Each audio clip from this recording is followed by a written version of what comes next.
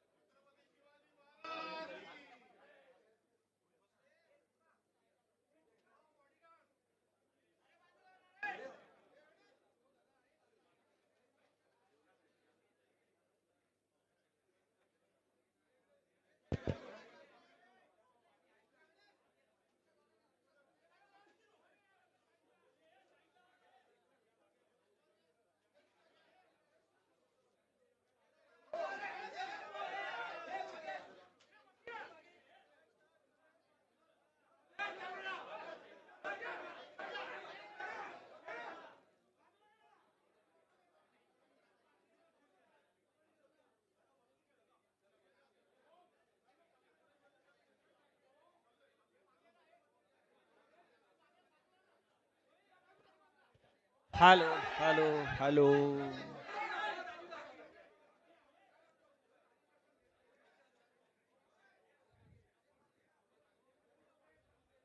शिवसेना भवनात जमलेले उद्धवजींना आणि राजसाहेबांना तोच प्रश्न विचारत होते, 20 वर्षाने आलात कसं वाटतंय? महाराष्ट्रालाच बरं वाटतंय. मी माननीय राजसाहेब आणि माननीय उद्धव साहेबांचं इथे आपल्या सगळ्यांच्या वतीनं स्वागत करतो.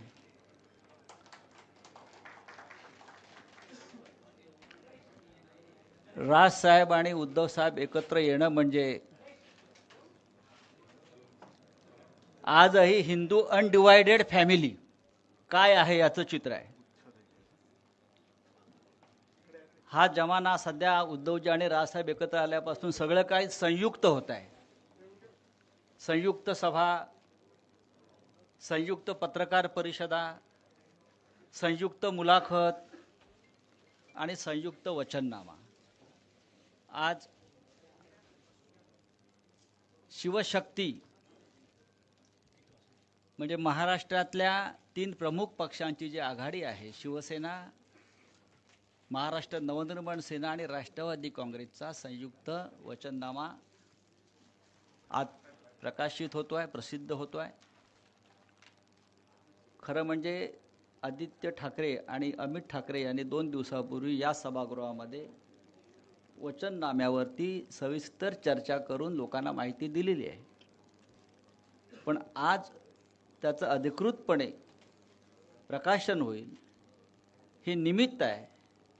पण पुन्हा एकदा राजसाहेब आणि उद्धवसाहेब हे पत्रकारांसमोर संवाद साधण्यासाठी इथे उपस्थित आहेत. मी सगळ्यात आधी 20 वर्षांनी शिवसेना भवनात आगमन झालेल्या राजसाहेबांचं स्वागत करतो पुष्पगुच्छ देऊन. उद्धव साहेब त्यांचं स्वागत करतील.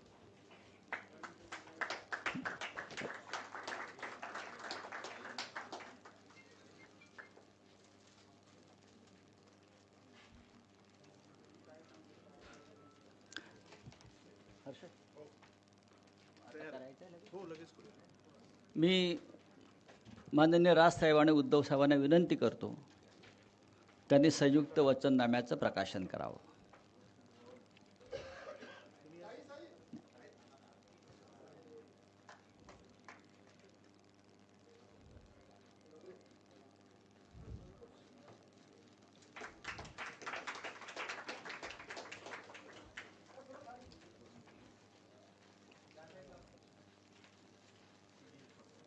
धन्यवाद. जय महाराष्ट्र.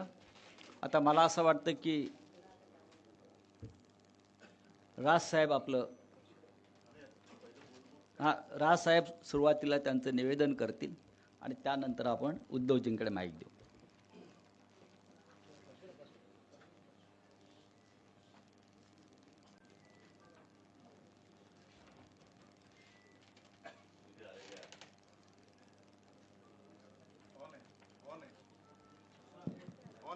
ऑन इथे आलेल्या सर्व पत्रकार बांधवांचं भगिनींचं मी इथे स्वागत करतो.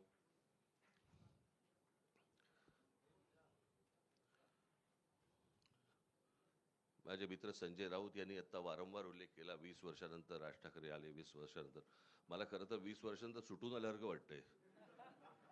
20 वर्ष जेलमध्ये होते, आज पहिल्यांदा सुटून आलेले आहेत. आपण त्यांचं स्वागत करूया. आज मी खूप वर्षानंतर मी शिवसेना भवनमध्ये आलो. मला नवीन शिवसेना भवन मी पहिल्यांदाच बघतोय आणि माझ्या मनामध्ये कायमच्या कोरल्या गेलेल्या ज्या काही आठवणी आहेत त्या सगळ्या जुन्या शिवसेना भवन मधल्या आहेत. त्याच्यामुळे आता कुठे काय होतं हेच आता मला आता समजत नाहीये किंवा कळत नाहीये. पण जुन्या शिवसेना भवन मधल्या आठवणी या खूप काय म्हणू त्याला, रोमांचकारी आणि आनंददायी आणि अशा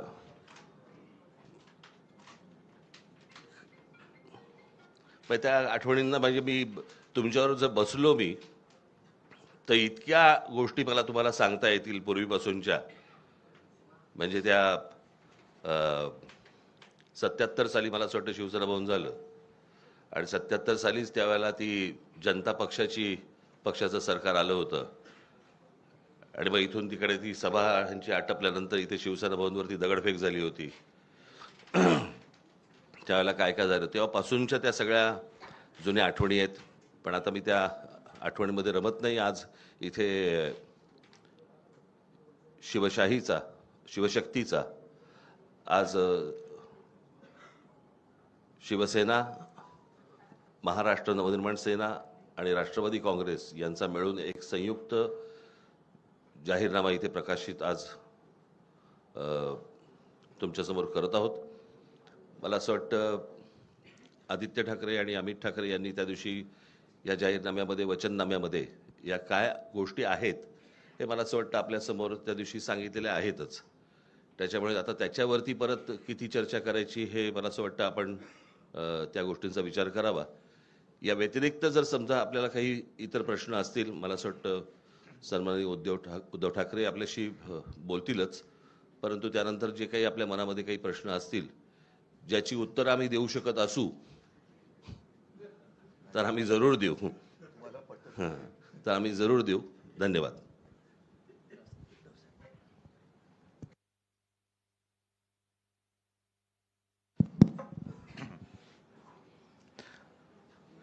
नेहमीच शिवसेना भवनमध्ये प्रवेश करताना आपल्यापैकी बरेच जण खाली उभे असतात आणि त्यांना काही ना काहीतरी मला विचारायचं असतं. पण आज गाडीतून पाऊल बाहेर टाकल्यानंतर ते आत्तापर्यंत 20 वर्षानंतर शिवसेना भवनमध्ये येत आहेत, दोन भाऊ एकत्र येत आहेत. आपल्याला काय वाटतं, कसं पाहता आपण याच्याकडे? म्हटलं अरे येऊ तर दे मग पाहतो ना. साहजिकच आहे, आनंद आहे. एक संपूर्ण महाराष्ट्रामध्ये नवं चैतन्य सळसळतं आहे आणि आज आपल्या सर्वांसमोर शिवशक्तीचा वचननामा आम्ही जनतेच्या चरणी सादर करतो आहोत.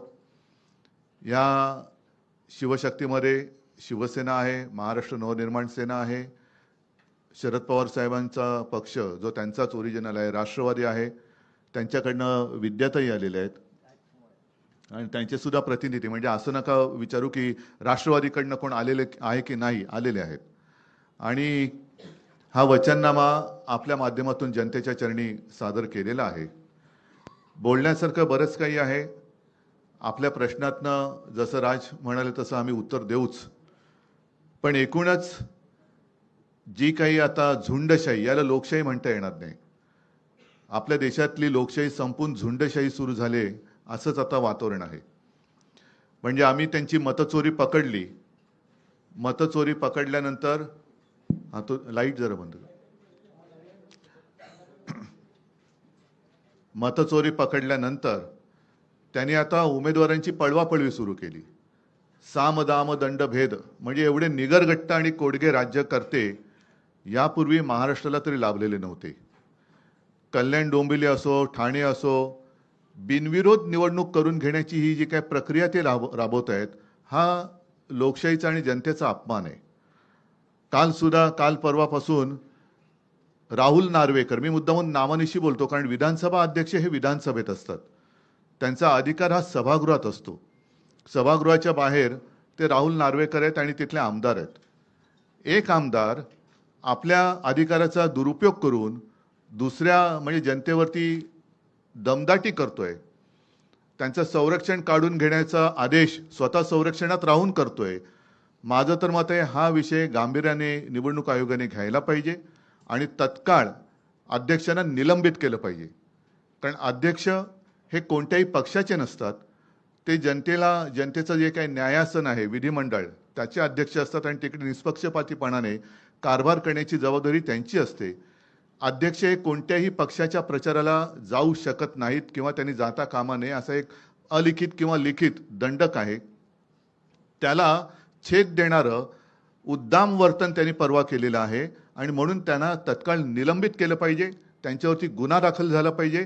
कारण असेच जर का सगळे वागायला लागले, अगदी मंत्र्यांना सुद्धा त्यांचा लवाजमा घेऊन निवडणूक प्रचारात फिरता येत नाही. हे ऑन द स्पॉट म्हणजे हे काय तो जो काय नायक पिक्चरमधला अनिल कपूर स्वतःला समजतात आणि यांचं आत्ताच्या आत्ता संरक्षण काढून घ्या. संरक्षण देण्याचा आणि काढण्याचा अधिकार हा विधानसभा अध्यक्षांना सभागृहामध्ये असतो. बाहेर तसं कोणाचंही संरक्षण काढण्याचा अधिकार हा त्यांना नसतो आणि नसायला पाहिजे. एकूण काय की निवडणुकीमध्ये दमदाटी करून जिथे जिथे बिनविरोध निवडणुका झाल्यात, हे मला असं वाटतं निवडणूक आयोगाचं थोडंसं नाटक आहे की त्यांचा निकाल त्यांनी राखून ठेवलेला आहे. शेवटी ते त्यांच्याच वळचणीला जाणार आणि ते जाहीर करणार, पण तिथल्या मतदारांना मतदानापासून त्यांनी वंचित ठेवलेलं आहे.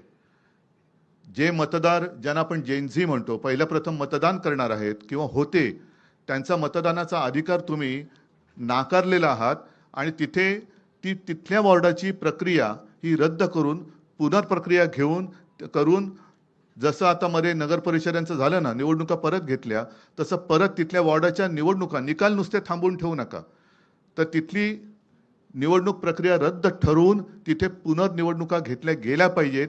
तर तुम्ही लोकशाहीचे रक्षक आहात. नाहीतर तुम्ही म्हणजे निवडणूक आयुक्तांना म्हणतोय की तुम्ही सत्ताधाऱ्यांचे गुलाम आहात. हा जनतेमध्ये एक समज तुमच्याबद्दल होईल, तो होऊ देऊ नका. बाकी प्रश्न आहेत, त्या प्रश्नाबद्दल तुम्ही प्रश्न विचारा, आम्ही उत्तर देऊ. बोलण्यासारखं खूप आहे, जसं जमेल तुमच्या प्रश्नाच्या निमित्ताने आम्ही बोलत जाऊ. पण ह्या गोष्टी मात्र ठळकपणाने अधोरेखित करण्यासारख्या आहेत. परत एकदा सांगतो, राहुल नार्वेकर यांना विधानसभा अध्यक्षपदावरून निलंबित केलं गेलं पाहिजे, त्यांच्यावरती गुन्हा दाखल झाला पाहिजे आणि जिथे जिथे बिनविरोध निवडणुका ह्या करून घेतल्या गेलेल्या आहेत तिकडे निवडणूक प्रक्रिया ही नव्याने राबवली गेली पाहिजे.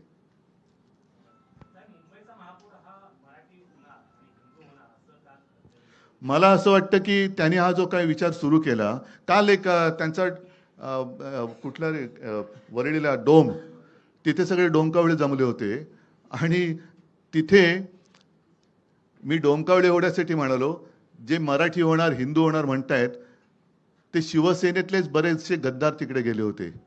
ते कोण आहेत धर्माने? ज्यांना शिवसेनेने मोठं केलं ते धर्माने कोण आहेत? मुंबईचा महापौर हा मराठीच होणार. आत्तापर्यंत हा मराठीच शिवसेनेने महापौर केलेला आहे, पण भारतीय जनता पक्ष आमच्यासोबत असताना त्यांनी उपमहापौर काय केले होते हा त्यांनी स्वतःला प्रश्न विचारावा. मुख्यमंत्री असं म्हणतात की त्यांनी महायुतीने केलेल्या प्रकल्पांचं श्रेय चोरलं जाते आणि ते लोकांसमोर मांडलं जाते. हा प्रश्न एक चांगला आहे. आम्ही साधी कामं केलेली आहेत.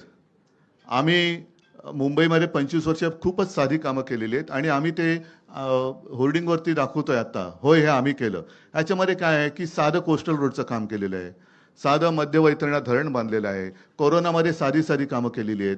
त्यांनी आमच्या छोट्या कामांचं श्रेय घेण्यापेक्षा त्यांनी जी काही कामं केलेत, म्हणजे मोदीजींनी कैलास पर्वत बांधलेला आहे, स्वर्गातून गंगा त्यांनी आणलेली आहे, अरबी समुद्र मिंद्यांनी केलेलं आहे, ही कामं त्यांची मागे पडतायत. तर आम्ही केले. आता म्हणजे मी येताना पाहिलं, जो रिगलच्या इथे हिंदू हृदय सम्राट शिवसेना प्रमुखांचा पुतळा आहे, जी जागा आम्ही सिलेक्ट केली, तो पुतळा माझ्या देखरेखीखाली तयार झाला, त्याचा संपूर्ण खर्च आम्ही केला, तेही श्रेय मिंदे घेतोय. तर आमची छोटी छोटी कामं आहेत, पण केवढी मोठी कामं तुम्ही केलेत. कैलास पर्वत मोदीजींनी बांधले, का नाही तुम्ही सांगत? गंगा मोदीजींनी स्वर्गातून आणली पृथ्वीवरती, हे तुम्ही का नाही सांगत? अरबी समुद्र देवेंद्र फडणवीस आणि मिंद्यांनी केलं. ज्या अरबी समुद्रात शिवस्मारकाचं जलपूजन मोदीजींनी केलं होतं, ते पाण्यातलं शिवस्मारक काढणार कधी बाहेर? समुद्र मंथन हे सुद्धा त्यांनीच केलं होतं.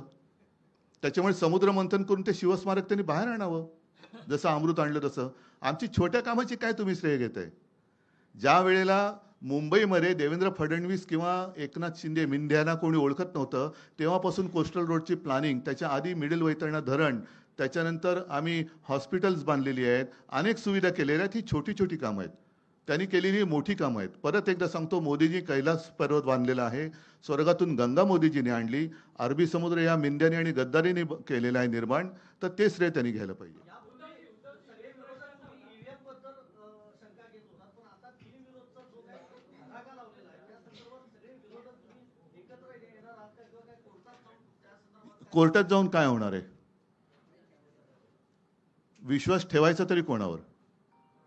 ही प्रक्रिया, म्हणून म्हणतो की निवडणूक आयोगामध्ये दम असेल तर त्यांनी नुसता निर्णय राखून नाही ठेवायचा तो. आणि महत्त्वाचा मुद्दा म्हणजे अर्ज भरताना ते जे सगळे आरोह होते, त्या आरोहचा टेलिफोनचा रेकॉर्ड काढा. कोणी कोणी त्यांना फोन केले होते ते काढा, का तोही रेकॉर्ड आता व्हिडिओच्या CCTV कॅमेऱ्याच्या फुटेजप्रमाणे नष्ट केलाय, तेही लोकांना कळू द्या. थांबा ना, राजभूत. एका गोष्टीची मला असं वाटतं मी आठवण करून देणं खूप गरजेचं आहे, आणि की अशा प्रकारच्या बिनविरोध या स्थानिक स्वराज्य संस्थांच्या निवडणुकांमध्ये बिनविरोध असं पश्चिम बंगालमध्ये झालं होतं. त्या गोष्टींबद्दल कोर्टामध्ये, म्हणजे सुप्रीम कोर्टामध्ये भारतीय जनता पक्ष गेला होता. कळलं का? आता त्या पक्षाचं आत्ताच्या या महाराष्ट्रातल्या गोष्टींबद्दलचं काय म्हणणं आहे हे एकदा तरी सांगावं. म्हणजे पश्चिम बंगालमध्ये तुम्हाला चालत नाहीत आणि महाराष्ट्रामध्ये तुम्ही करतात. मला या सगळ्या गोष्टींमध्ये फक्त एकच सांगायचं आहे आपल्याला सगळ्यांना, आणि त्याही राजकीय पक्षांना पण मला हेच सांगायचं आहे की सत्ता, ह्या सत्तेचा अमरपट्टा घेऊन कोणीच आलेलं नाही आहे. आज तुम्ही ज्यावेळेला सत्तेमध्ये आलात त्यावेळेला काँग्रेसने हे केलं, काँग्रेसने हे केलं, काँग्रेसने असं केलं म्हणून आम्ही असं करतोय, असं ज्यावेळेला तुम्ही सांगता, उद्या जेव्हा तुम्ही जाल आणि तुम्ही जे पायंडे पाडून ठेवलेले आहेत त्याच्या दामदुपटीने ज्यावेळेला पुढे सुरू होईल त्यावेळेला कोणाकडे तक्रार करू नका. याचं कारण आत्ता आपण जे काय करतो आहोत, तर जर समजा त्यांना वाटत असेल की आम्ही सत्तेतनं कधीच बाजूला होणार नाही आहोत, तर आम्हाला असं वाटतं हा भ्रम त्यांचा दूर झाला पाहिजे. आणि उद्या ज्या वेळेला सत्ता परिवर्तन होईल आणि ज्या वेळेला दुसरे येऊन ज्यावेळेला याहून वाईट ज्यावेळेला होईल त्यावेळेला आपण काय करणार आहोत याचा विचार मला असं वाटतं सत्ताधाऱ्यांनी त्या वेळेला करणं गरजेचं असतं. आपण करत असलेली एखादी कृती आपण चुकीचे पायंडे पाडत नाही आहोत ना, याचं भान मला असं वाटतं राज्यकर्त्यांकडनं सुटलं की मग पुढे काय होतं हे आज आपण पाहतो आहोत.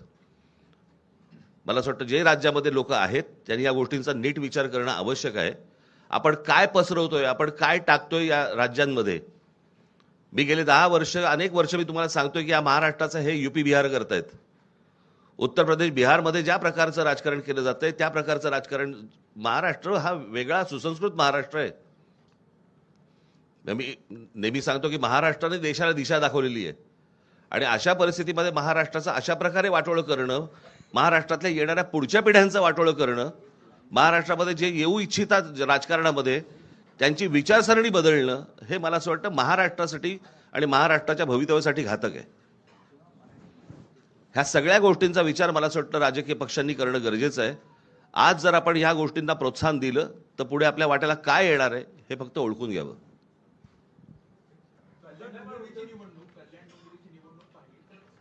नाही एकच सेकंद जरा मध्ये मी थोडंसं काल मुख्यमंत्री बोलले, कारण मुंबई महापालिका ही एकमेव महापालिका होती असं आता म्हणावं लागतं की जिच्या मुदत ठेवी या 92,000 कोटीपर्यंत आम्ही नेऊन दाखवल्या होत्या. त्याच्यापैकी साधारणतः 40 ते 45,000 कोटी ह्या ज्या कामगारांचे प्रॉव्हिडंट फंड, ग्रॅच्युइटी वगैरे असतात त्याच्यासाठी असतात. उरलेल्या ज्या आहेत त्या लाँग टर्म आणि मोठे जे प्रोजेक्ट असतात त्याच्यासाठी असतात.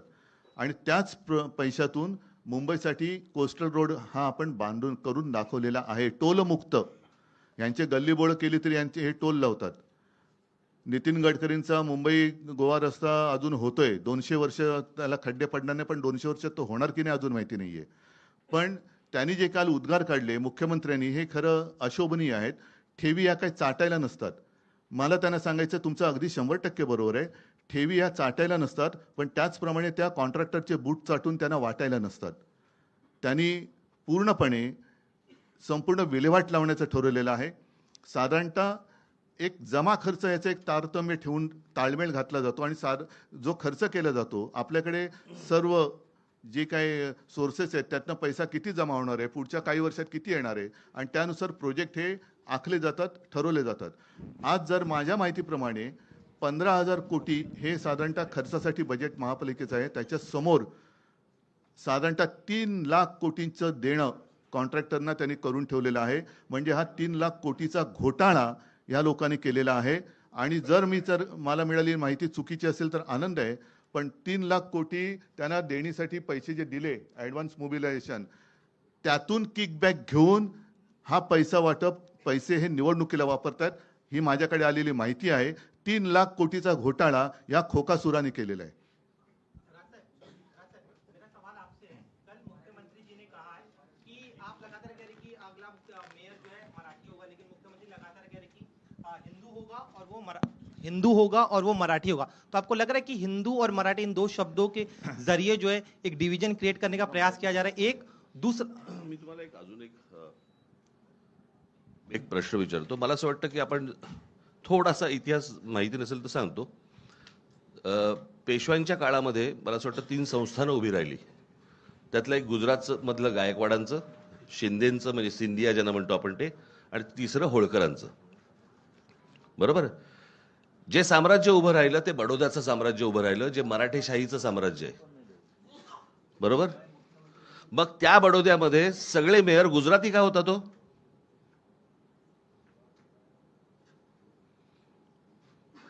हा महाराष्ट्र आहे. महाराष्ट्रामधल्या प्रत्येक शहरामधला महापौर हा मराठीच होणार. इथे कसलं हिंदू मराठी करताय तुम्ही?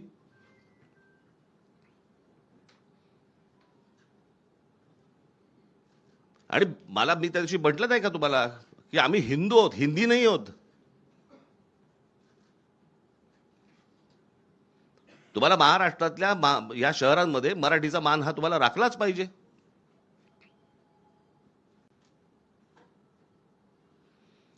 त्याच्यामुळे आमचा जो महापौर होईल तो मराठीच होणार. मुंबईचा महापौर मराठीच होणार. या प्रश्नाला एकच आहे. याचा अर्थ भाजपा मराठी माणसाला हिंदू नाही का समजत? मराठी माणसाला हिंदू नाही समजत. मराठी जसं राज म्हणाला तसं आम्ही मराठी आहोत, अस्सल हिंदूच आहोत.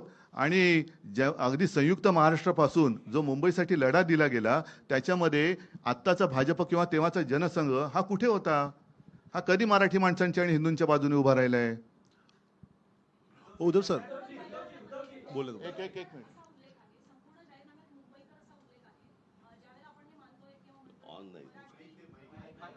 नाही तो त्यांचा माईक आहे. ज्यावेळेला आपण हे म्हणतोय की मुंबईमध्ये मराठी माणसावर अन्याय होतोय आणि तुम्ही तो मुद्दा घेऊन पुढे जात असाल तर या संपूर्ण वचननाम्यामध्ये मराठी माणसासाठी अशी कुठली वचनं आहेत? कारण त्या प्रत्येक ठिकाणी मुंबईकर असे उल्लेख पाहायला मिळत आहेत. याचं कारण असं आहे की हा निवडणूक आयोगाला पाठवला जातो आणि त्यांच्याकडनं सँक्शन होऊन येतो. आम्हाला माहिती आहे आत्ताच्या सरकारमध्ये काय परिस्थिती आहे. आम्हाला मुंबईकर म्हणजे मराठी माणूसच सांगायचं आहे, परंतु त्यांना जर समजा मराठी माणूस याच्यावरती जर रिजेक्ट झाला असता म्हणून आम्ही मुंबईकर टाकले. अजून काही? म्हणजे ही सगळी आश्वासनं मराठी माणसासाठी असतील असं मानायचं का? अर्थात अहो साधी एक गोष्ट सांगतो. आम्ही केलेल्या कामाची एक पुस्तिका आणि त्याच्याही बद्दल आदित्यने एक प्रेझेंटेशन दिलं होतं NAC तिकडेच. हे काल डोम कावळे जमलेलं त्याच डोममध्ये. आणि त्याच्यानंतर एक कोरोनाच्या काळात केलेल्या कामाची आम्ही पुस्तिका केली. ती पुस्तिका त्यांनी रिजेक्ट केली. आता ते तर मी काय थांबणार नाही. ते तर पुस्तक मी बेधडकपणाने वाटणार. निवडणूक आयोगाला जे काय शब्द आहे तो वापरा, करायचं ते करा, कारण ते काम आम्ही केलेलं आहे. त्या कामामध्ये जे जे सहभागी झाले सगळे मुंबईकर होते, सगळे महाराष्ट्राचे रहिवासी होते, आहेतच, नागरिक होते आणि ते काम आम्ही केले. कारण निवडणूक आयोगाच्या परवानगीने आम्ही कोरोनाचं काम केलेलं नव्हतं. त्याच्यामुळे कोरोना काळामध्ये जिथे उत्तर प्रदेशमध्ये गंगेमध्ये प्रेतं वाहत होती, आता परत मग देवेंद्र फडणवीसांना विचारा ती प्रेतं कोणाची होती, हिंदूंची होती का मुसलमानांची होती? आणि त्या काळात आम्ही मुंबई मॉडेल हे जगभरामध्ये गाजलं. अगदी त्या WHO अध्यक्षांनी सुद्धा त्याचं तारीफ केलेली सुप्रीम कोर्टाने केली, न्यूयॉर्क टाइम्समध्ये आलं. हे काम आम्ही जे म्हणजे हे काय अभिमान नाही, पण एक समाधान आहे की त्यावेळेला आपण हे काम करू शकलो. चीनमध्ये 15 दिवसात फील्ड हॉस्पिटल झालं, आपल्या मुंबईमध्ये 18 दिवसात झालं. हे आम्ही सांगणार. याच्यामध्ये निवडणूक आयोग आला तरी त्याला बाजूला सारून आम्ही कोरोनात केलेलं काम हे सांगणार. निवडणूक आयोगाने ते अडवण्याची हिंमत दाखवावी. सर एक प्रश्न असा आहे, इकडे बोलतोय, इकडे एक प्रश्न असा आहे की जो जाहीरनामा करत आहात त्यामध्ये जे विविध विकास कामं आहेत ते करणार असल्याचं सांगितलं जात आहे, परंतु मुंबई अधिनियम 1988 नुसार काही कामं जे आहेत ते ऑलरेडी महापालिकाच करत आहेत आणि जे काही नवीन कामं करायची आहेत त्यासाठी राज्य सरकार, केंद्र सरकार यांची परवानगी लागते. त्यामुळे तुमचं बहुमत आल्यानंतर जे विकासाची कामं सांगितली आहेत ती कशा प्रकारे होणार? कारण राजकारण आता कसं झालंय हे बघितलंय. राज्य सरकार किंवा केंद्र सरकारच्या परवानगीची गरज आहे. चांगल्या कामांना जी आम्ही चांगलं कामं करू इच्छितो, जी याच्यामध्ये दिलेली आहेत, त्याला केंद्र आणि राज्यांनी विरोध करावा.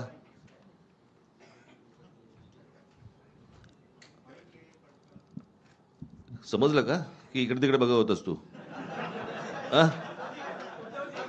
प्रश्न विचारता आणि इकडे तिकडे बघत बसता रे, स्वतःही ऐकत नाही. उद्धवजी एक प्रश्न आहे. थांब रे जरा, थांब. कुठे चाललोय का?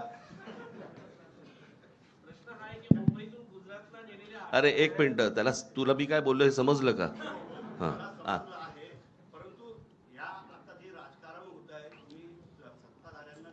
कोस्टल रोडचं डिझाईन परत ऐक ना, माझं तेच म्हणणं आहे, चांगल्या कामांना राज्य आणि केंद्र सरकारने नाकारत होत आहेत. पहिलं हे तुमच्या समोरच येईल ना की आम्ही ह्या योजना करायचं म्हणतोय, ह्याच्यासाठी राज्याची किंवा केंद्राची परवानगी पाहिजे आणि हे नाही देत आहेत. कळलं? बघू. उद्धवजी थांब ना जरा थांबा ना रे.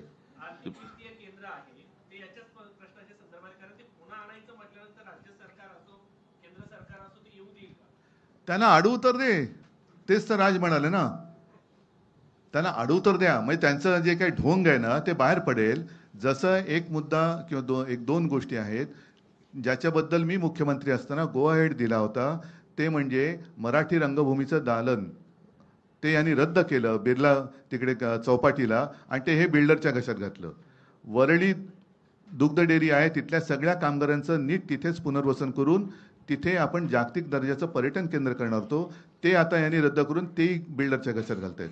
देवनार डम्पिंग ग्राउंड हे बिल्डरच्या घशात घालतायत. कुर्ला मदर डेअरी अदानीच्या घशात घातलेली आहे. मुलुंडचा सगळे ती कांजूरचे मिठागरे आहेत ती अदानीच्या घशात घातलेली आहेत. म्हणजे यांचा महापूर होणार नाही, पण झाला तर मुंबईचं अदानीस्थान होईल, हे माझं स्पष्ट आणि ठाम मत आहे. उद्धव साहेब 2017 तुझा मराठी भाषा भवन सुद्धा यांनी अडवून ठेवले. एक मिनिट, तुझा विचारून झाला ना मगाशी, जरा बाकीच्यांना पण विचारू देत ना. नाही, एक नाही, थांब.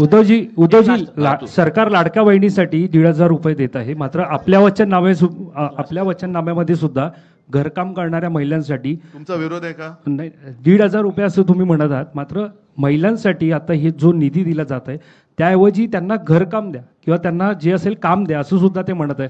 त्यामुळं निधी देण्याऐवजी काम देणं हे गरजेचं आहे. दोन्ही करणार. आणि म्हणूनच आर्थिक केंद्र जे आहे त्याची गरज, कारण मुंबईमध्ये आर्थिक केंद्र जे केलं होतं ते मनमोहन सिंगांनी जाहीर केलं होतं. बरोबर आहे, म्हणजे त्यांचं प्रेम हे मुंबईवरती होतं, पण हे आल्यानंतर ते आर्थिक केंद्र उचलून त्याने अहमदाबादला नेलं. म्हणून मुंबईकरांसाठी रोजीरोटीसाठी काही उत्पन्नाची साधनं निर्माण करायची, त्याच्यासाठी आर्थिक केंद्र हे पुन्हा परत आणण्यापेक्षा आम्ही नव्याने करू. 2017च्या वचननाम्यामध्ये आपल्या उद्धव साहेब मुंबईकरांना 24 तास पाणी देण्याचं एक आपण वचन केलं होतं. त्यासाठी गारगाई पिंजाळ धरणाचा सांगतो. देखील ते उल्लेख केला आता होता. मी परंतु काढलेलं आहे. आत्ताच्या याच्यात याच्यामध्ये ठेवलेलं दिसत नाही. नाहीये. हां. सांगतो. हा चांगला प्रश्न विचारला. 2017च्या वचननाम्यामध्ये गारगाई पिंजाळ ही 2 धरणं आम्ही करू हे वचन होतं. योगायोगाने म्हणा काही असेल, अनपेक्षितपणे 2019 साली मी मुख्यमंत्री झालो आणि त्याला चालना देण्यासाठी जेव्हा मी प्रेझेंटेशन घेतलं तेव्हा लक्षात आलं की तिथे गारगाई आणि पिंजाळ ही जर का आपल्याला तलाव किंवा धरणं करायची असतील तर किमान 5.5 ते 6 लाख झाडांची कत्तल करावी लागेल. कत्तल हा शब्द मी मुद्दामून वापरतोय कारण झाडांना सुद्धा जीव असतो, तर त्यांची कत्तल करावी लागेल. आणि ते बघितल्यानंतर मी थांबलो. त्याच सुमारास आणखीन एक प्रोजेक्ट समोर आला, तो म्हणजे डिसॅलिनेशन ऑफ वॉटर, म्हणजे समुद्राचं पाणी हे पिण्यायोग्य करणं आणि ते वापरणं. आता यातला फरक असा आहे की जिथे कॅचमेंट एरिया आहे तिथे आपण ही धरणं करणार होतो. कॅचमेंट एरिया का आहे तर तिकडे झाडं आहेत म्हणून. ती झाडं कापल्यानंतर पुन्हा पावसावरती आपण अवलंबून राहावं लागायचं, ते लागणारच आहे.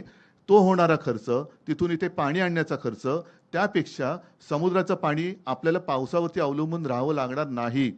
मी मुख्यमंत्री असताना शेवटचा जो काही अर्थसंकल्प महापालिका आयुक्तांनी मांडला होता त्याच्यामध्ये 400 MLD पर डे, म्हणजे जेवढं आता तानसातनं पाणी मुंबईला एका दिवसात मिळते त्याचा पायलट प्रोजेक्ट लावणार होतो आणि तो आत्ता या डिसेंबरपर्यंत पूर्ण झाला असता. म्हणजे आत्तापर्यंत आपल्याला 400 MLD पाणी जे तानसातनं मिळते ते समुद्राचं पाणी प्यायला पिण्यायोग्य करून उपलब्ध झालं असतं. आणि ते यशस्वी झाल्यानंतर मग समुद्र आहे, जो समुद्र या मिंद्याने आणि यांनी निर्माण केला आहे तो असाच ठेवलेला आहे, तर त्याचं पाणी आम्ही पिण्यासाठी करणार होतो. तो प्रोजेक्ट त्यांनी मारून टाकला आणि परत कॉन्ट्रॅक्टरसाठी गारगाई पिंजाळ म्हणजे पर्यावरणाचा ऱ्हास, आरेमध्ये जे आम्ही करत होतो आरेचं जंगल तसंच ठेवून कांजूर मार्गला मेट्रोची शेड करणार होतो. आता त्यांनी आरे पण वापरतायत, कांजूर पण वापरतायत. हा सगळा विध्वंस आहे. हा कॉन्ट्रॅक्टरसाठी चाललेला हा मोठा घोटाळा आहे. उद्धवजी इकडे उद्धवजी एक प्रश्न आहे की या निवडणुकीमध्ये वारंवार असं म्हटलं जातं आहे की मराठी माणसाचं अस्तित्व टिकवण्याची ही लढाई आहे. जर इतक्या वर्षानंतर मराठी माणसाचं अस्तित्व हा जर मुद्दा असेल तर मग महाराष्ट्रात मराठी माणसाला अस्तित्व टिकवावं लागतंय, तर जे राजकीय पक्ष आहेत विशेषतः मराठी माणसाच्या न्याय हक्कासाठी आणि अस्मितेसाठी स्थापन झालेल्या पक्षांचं हे अपयश आहे असं तुम्हाला वाटत नाही का? हा प्रश्न जर का आता 10 वर्ष होऊन मोदींना हिंदू खतरे में है ही आवई देणाऱ्यांना विचारलं तर तुम्हाला त्याचं उत्तर मिळेल. कारण जगातला सगळ्यात बलवान नेता हिंदू हा देशावरती राज्य करतोय. त्यांच्या राज्यामध्ये आजही बांगलादेशी घुसतायत, रोहिंगे घुसतायत आणि आपल्या महाराष्ट्रामध्ये हिंदू खतरे में है असं म्हणून मोर्चे काढावे लागत आहेत. तर हे अपयश कोणाचं? आणि मराठी माणसाबद्दल म्हणाल तर माझं सरकार पाडल्यानंतर ही जी परिस्थिती उभी राहिलेली आहे, मराठी माणसाचा पदोपदी अपमान होतोय, त्याला घर नाकारलं जातंय, त्याच्या आहारावरनं त्याला सुनावलं जातंय. हे सगळे गेल्या 2 वर्षात सुरू झाले. मी मुख्यमंत्री असताना मराठी सक्तीची केली होती, तो सुद्धा यांनी आदेश मला वाटतं रद्द केलेला आहे. मराठी भाषा भवनाचं काम हे पाडून ठेवलेलं आहे. ह्या अनेक गोष्टी तुम्हाला सांगता येतील. आणि हा सगळा काळ हा आत्ता गेल्या 2 ते 3 वर्षातला आहे. उद्धवजी काल मुख्यमंत्री हिंदू धोक्यात आलाय हा गेल्या 10 वर्षातला परिपाक आहे. उद्धवजी आणि राजजी, तुम्हाला दोघांनाही एक प्रश्न आहे. पण दोघं एका वेळेला माईकवर बोलू. आणि मुंबईच्या निवडणुकीमध्ये आंतरराष्ट्रीय राजकारणाने एंट्री घेतली हे आम्हाला काल डोममध्ये दिसलं. मुंबईचे भाजपचे अध्यक्ष म्हणतायत की जो न्यूयॉर्कचा महापौर झालाय झोराम ममदानी, त्यांनी उमर खालिदला सपोर्ट केला आणि त्या उमर खालिदच्या सभेमध्ये जी मुंबईत होणार होती तिथे आदित्य ठाकरे आणि तुमच्या पक्षाची लोक गेलेली होती. त्यांचं म्हणणं आहे की मुंबईचं आम्ही ममदानीकरण होऊ देणार नाही, मुंबईचा न्यूयॉर्क होऊ देणार नाही, मुंबईचा रंग आम्ही बदलू देणार नाही. कोण बोललं? हे सगळे भाजपचे पदाधिकारी आणि मुंबई अध्यक्ष बोलतात.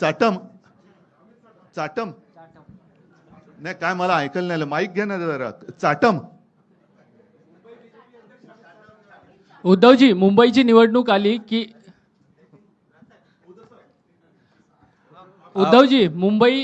उद्धवजी, मुंबईची निवडणूक आली की मुंबई तोडली जाणार अशी चर्चा सुरू होते, त्याबद्दल आपल्याला काय वाटतं असं मी आपल्याला विचारतो. याचं कारण म्हणजे काल मुख्यमंत्री म्हणाले की मी मुंबईत वरून डोळे फाडून फाडून बघितली, कुठेही मला सरकलेली दिसली नाही, आणि जे सातत्याने अशा पद्धतीचा प्रश्न उपस्थित करतात त्यांची बुद्धी सरकलेली आहे. मुंबईकर येत्या निवडणुकीत आणखीन काहीतरी त्यांचं फाडणार आहे. दुसरा मला राज ठाकरेंना एक प्रश्न विचारायचा आहे. राजसाहेब, काल मुख्यमंत्र्यांनी थेट असं म्हटलेलं आहे की हिंदुहृदय सम्राट बाळासाहेब ठाकरे यांच्या कृतीचा जर वारसा कोणी चालवत असेल तर ते एकनाथ शिंदे चालवतात आहे. याबद्दल आपल्याला काय म्हणायचं आहे? ढाण्या वाघ असं देखील म्हणाले. राजसाहेबांकडून उत्तर अपेक्षित आहे. ठाण्या पण नाही तर ढाण्या कुठून येणार? मला उद्धव अरे थांब, राजला विचारलं, मी उत्तर देतो.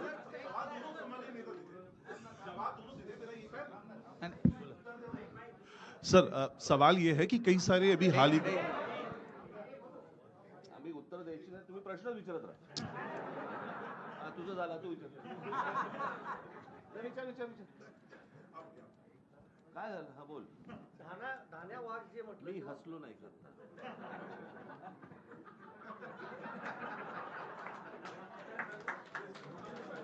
मी हसलो ना. बाईकवर असा. मी तर शांतपणे हसलो. संजय राऊत जोरात हसले. हे त्याचं उत्तर. ते मागच्या थांब, आता ते आहे ना. ऐका, एकच विनंती आहे की ह्या सगळ्या फालतू विषयाचा मुंबईकरांच्या जीवनाशी काहीही संबंध नाही. त्याच्यामुळे माझं म्हणणं आहे की मुद्द्यावरती त्यांनी बोललं पाहिजे. आम्ही मुद्द्यावरती बोलतो. ममदानीबद्दल त्यांनी मोदींना विचारलं पाहिजे, कारण ते नवाज शरीफचा केक खाऊन आलेले. त्याच्यामुळे मोदी तिकडे जात येत असतात, आम्ही जात येत नाही आहोत. तर त्याचा आणि मुंबईशी काही देणं घेणं नाही आहे. मुंबईकरांसाठी आम्ही जे केलेलं आहे त्याच्यावरती बोला. ते जर काही करू शकत असतील तर त्याच्यावरती बोला. या फालतू बाजपळ त्यांच्या प्रचारामध्ये मुंबईकरांना काही मिळणार नाही. उद्धव सर इसी सवाल मी एक प्रश्न तुम्हाला सगळ्यांना तुम्हालाच विचारतो. पुढे पण काय काय गोष्टी ऐकायच्या आहेत ना रे तुम्हाला? आज 4 काय 5 किती तारीख आहे? आज 4 तारीख आहे. अजून पुढे पण आहेत, पुढे सभा आहेत.